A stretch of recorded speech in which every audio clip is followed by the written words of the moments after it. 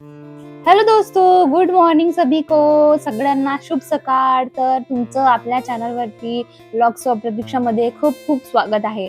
तर आज आपण बनवणार आहोत वटाण्याची चटणी, हिरव्या वटाण्याची चटणी, जे की आपल्याला प्रत्येक सीझनमध्ये मिळतात. तर आपण सर्वप्रथम एक तवा गरम करणार आहोत.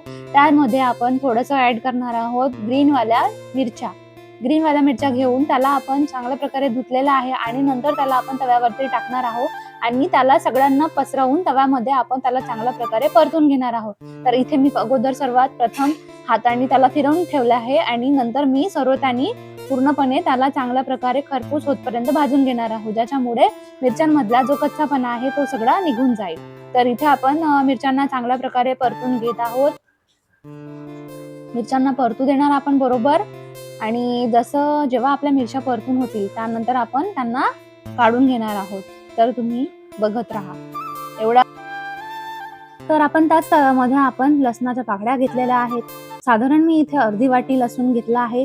तुम्ही तुमच्या आवडीनुसार कमी जास्त लसूण यामध्ये ऍड करू शकता. तर आपण याला चांगल्या प्रकारे भाजून घेणार आहोत. लसण भाजल्यामुळे याची सुद्धा टेस्ट खूप चांगली येते.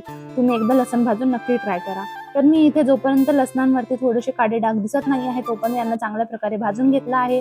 तुम्ही यांना जास्त भाजू नका, जेवढं तुम्हाला हवं असेल तेवढं भाजू. त्यानंतर आपण इथे थोडंसं जिरा ऍड केला आहे. जिरालाही आपण चांगलं भाजून घेऊन नंतर याला लसण आणि जिरा दोघांना पण प्लेटमध्ये काढून घेणार आहोत.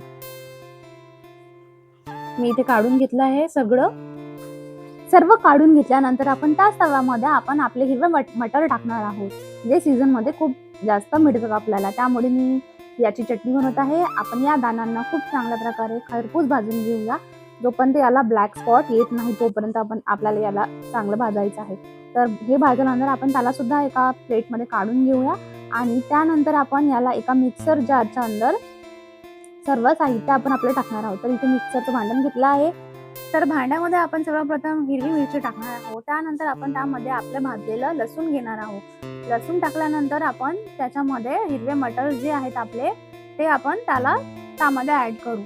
तुम्ही तुमच्या आवडीनुसार यामध्ये तुम्ही टेस्टनुसार नमक घालून द्या आणि मग मटर ऍड करा. मटर ऍड केल्यानंतर आपण याला चांगल्या प्रकारे मिक्सरमध्ये लावून घेणार आहोत आणि लावल्यानंतर अशा प्रकारे तुम्हाला थोडंसं जाडसर याला मिश्रण काढून घ्यायचं आणि जाडसर मिश्रण काढून घेतल्यानंतर आपण एका कढाईमध्ये तेल घेणार आहोत. त्यामध्ये आपण जाडसर थोडासा कांदा कापून टाकणार आहोत आणि त्याच्यानंतर जे आपले मिश्रण आहे त्याला ऍड करणार आहोत. तुम्ही तुमच्या आवडीनुसार यामध्ये मीठ घालून फिरवून घ्या आणि ही आपली मस्तपैकी मटरची चटणी रेडी आहे. याला चांगल्या प्रकारे शिजवून घ्या आणि बस, चला बाय.